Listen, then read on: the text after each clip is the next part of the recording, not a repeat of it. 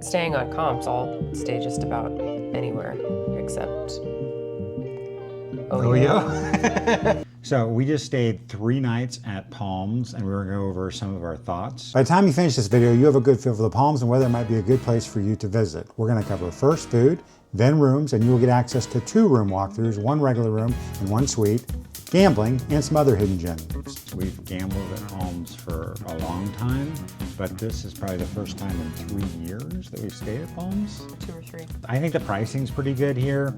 A lot of people talk about Vegas being expensive. I view the pricing as pretty low to almost like restaurant-wise, might be even lower than some places in the Midwest we go, just like locally. I don't know, I just think the price should really, Tim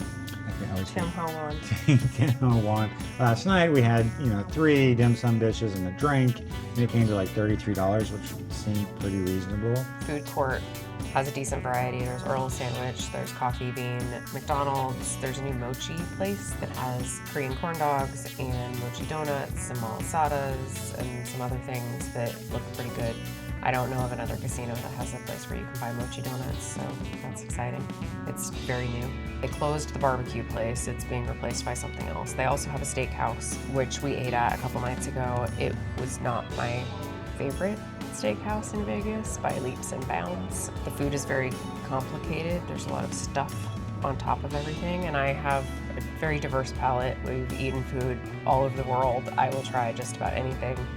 It was not my favorite. It wasn't bad. Honestly, I didn't bother me. I thought Steakhouse was okay, but I didn't think it was as good as some of the others. The rooms that we have stayed in, we ended up in 2 rooms this time because they oversold the hotel and put us in a... Kind of a con too. Yeah, that's on my con list. The rooms that we were in, the first one was a double queen. You're staying here at the Palms in the Fantasy Tower in room 14203. It's a standard room with 2 queen beds.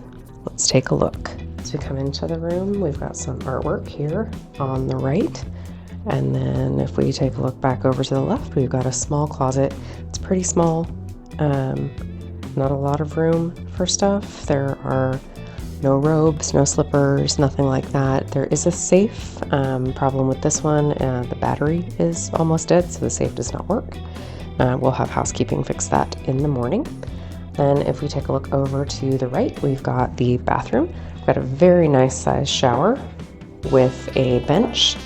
Should be nice for leg shaving or any sitting that you need to do in the shower.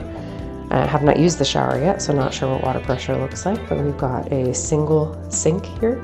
All the towels that we need, hair dryer down below. There is a vanity mirror as well. Then we have a separate doored room with the toilet. Some more artwork. We'll go take a look at the bedroom. As we enter the bedroom, we've got the mini bar area here. There is a fridge. It does not have personal space in it. It's just mini bar items. Up on top, we've got the mini bar food items and the mini bar menu if you want to take a look. Sodas don't seem to be completely outrageous, but you can pause and take a look at those prices if you are interested in what Palms is charging in late 2025. There is a Keurig coffee machine, a couple of coffee setups back in the back here with a couple of pods, an ice bucket, some plastic cups for you to utilize. Then come in and there's a nice work desk over here. We've got some outlets available. Looks like 2 outlets plus 2 USB-As, a little lamp, and of course your large television. Plenty of room to charge all the things, a couple of drawers in the desk here as well. Then we have 2 queen beds. This is not a typical setup that we would usually get, but they oversold the hotel last night, did not give us our executive suite that we booked, and we ended up in a 2 queen room. They're supposed to rectify that tomorrow. We'll see if there's another video that comes out that shows the executive king suite, and then you'll know if it worked out. There is 1 outlet between the beds on the nightstand here. It looks like it is supposed to have some USBs, but they look to be disassembled, so don't think those are going to work. Then you've got lights on in between the 2 beds and on both sides. Over on the window side, you've got 1 chair. It's pretty comfortable, leather-esque chair. I'd show you the view outside, but it is dark out and you won't be able to see anything but reflection, so we'll try to get a light and a daytime view tomorrow. And then I will take a look back at the door so you can see the whole room. It's a pretty standard hotel room, nothing special, nothing fancy about this, but this is Palms Fantasy Tower in November of 2025, a 2-queen standard room in this tower.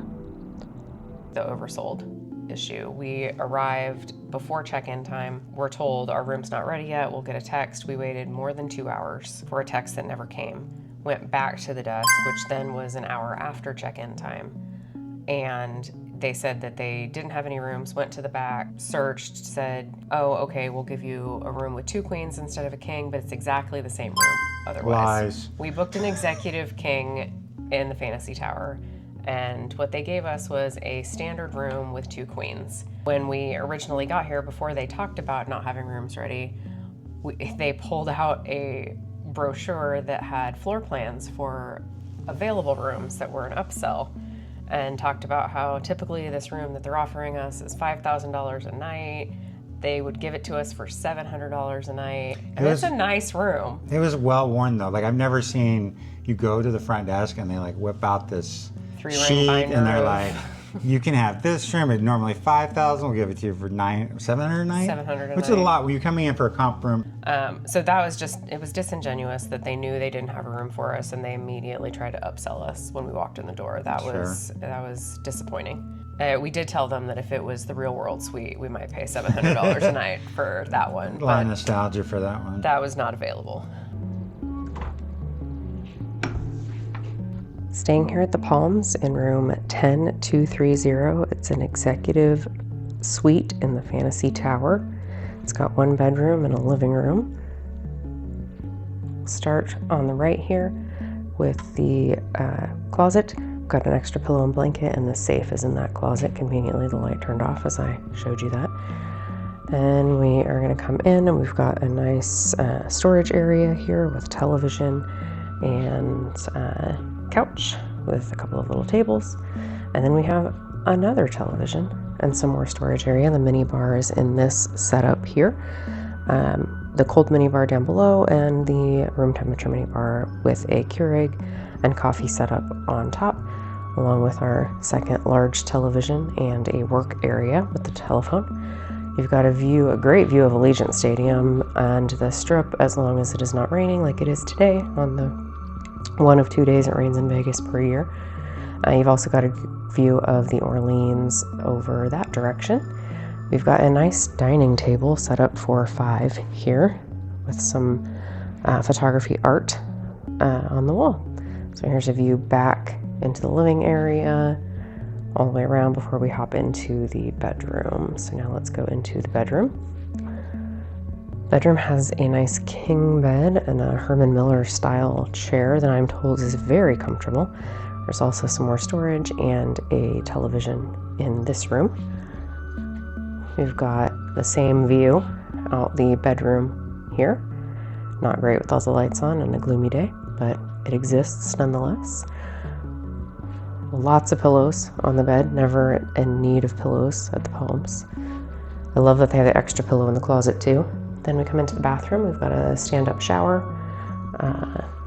Looks nice. We've got a deep soaking tub over here. Then we have the double vanity set up here with all your towels and hairdryer and lotions and soaps. And then around the corner here is the water closet with obviously the toilet. Then we'll go back out and show you the other direction here, back into the living room. I think the location's really good. You're close to the Strip, but you don't have to be in the Strip to get there. And also, if you want to go places like downtown or Summerlin or Henderson, it's easy to get on the right interstate without having a lot of traffic interference. So I think it's pretty good for that. Also, the location, agree that it's very easy to get in and out here. They have free parking with free valet. That's a good here, point. which is not something that you find much at casinos that are this close to the Strip in Vegas. We're not like walkable to the Strip unless you're really ambitious. most hotels are going to charge you to park and definitely charge you to valet, which is not the case here, which has always been really nice. The staff are really friendly. The people in the sundry shop were very friendly. We met a guy at the coffee shop and food court who knew our hometown and had interviewed for a couple jobs there and didn't get them, but also didn't hate the hometown, so that was pretty cool. Good for him. If your room is located in the right part of the hotel, you've got a great strip view. I had mentioned when we came into this room that it would be a fantastic room for watching New Year's or 4th of July fireworks on the strip because they do the coordinated fireworks show. You can see Allegiant Stadium, you can see all the way down to Mandalay Bay. I can see M from our room, and we can see all the way up to the sign at Horseshoe. So we've got a clear view of that portion of the strip, which would be fantastic for fireworks. What's my favorite thing? They cleaned the windows. Oh my God. They cleaned the windows right before we got here. It looks so good. Clean windows. Vegas, please start cleaning your windows because it's like 3 times better the views are when they're actually not like covered in dust. So my pros are very gambling related, not surprisingly. I would say Palms is one of the better casinos to gamble with in Las Vegas. Number of reasons. Table games, they've actually gotten better. They've gone to $5 craps and blackjack. I don't know if it's all the time, but I think that's what they listed as, so there's always something available. I know there's been some signage. And then, of course, I'm more familiar with the video poker and the slot side of things. And while they don't have kind of the same 99.7% that you might find at like M or Red Rock or Durango, they do have probably some of the best odds for games like Dream Card and Ultimate X and some of those kind of more novelty games. So that's kind of true of their slots too. They tend to be pretty good. And it's a local casino, so you would expect that their return to player would be pretty good, but I think gambling's kind of one of the big ones. The variety of games, as someone who is not playing something specific all the time, but is more looking for things to do to take up time, there's a good variety of games. So the casino floor is pretty chaotic. It's crowded. There is a lot going on all the time. There's people at every single bank of games every time of day that we've been here. You cannot get away from cigarette smoke if you try. There's not a place where you're not going to find someone who is puffing away on their cigarette in the casino. And they're so close together that it's hard to avoid it. It is very tight. They are pretty packed in here. Yeah, they're pretty packed. And you play in the high limit room a lot, so you probably experience the chaos a little less. Hard to earn comps in their system here. We've been playing here for years, and this month is the first time that I earned a comp, and it was $25 twice a month, once the first half of the month, once the second half of the month. We don't get any kind of mailings from them. Like, you get mailers 10 a day almost at home from casinos in Vegas. I get Palms. I've gotten Palms comps forever. So it's a matter of degree. But you gamble enough that I feel like you should be getting comps before now. You play some. Yeah, this was the first time, and it's very hard to move up in their system. Their system is built so that you have to put a lot more in to get a point, and it just feels like there is no advancing in their tier system. Every $4 of video poker is 1 point in the system. So essentially it's like 2.5 times easier than Caesars to earn a point, but it takes 50,000 to reach the next tier. So I don't even have the next tier, which is pretty rare. Literally, you can get diamond at Caesars before you could even get the next level at this property. Not that diamond's the highest, but there's not like a platinum along the way. Like you said, there's no like real incentive. Yeah, and the benefit of the next level is only like 4 times. Yeah, there's not a lot. Credits. There's not a lot of benefit to getting to the next tier. So there's not a lot of reward to player for progressing in their system. So would you stay here again? Yeah, I'd stay here again if we were on a comp for sure. This comp was fantastic. You got $200 in resort credit every day. So I got a massage. We got to eat as much food as we wanted. We didn't spend it all. But staying on comps, I'll stay just about anywhere except But otherwise, I would stay just about anywhere. So I'd stay here again. For sure. I don't have any problem with it. It's just not my favorite. I like it because I have to record all that, have to record a lot of video poker. And there's a lot of good video poker here. So I think I'm more open to it than even in the past because I realize the games I play, like the fun, weird Dream Car and Ultimax and all those, like the odds are really good here, and so just being able to stay where you record is nice. Thanks for watching. Awkward.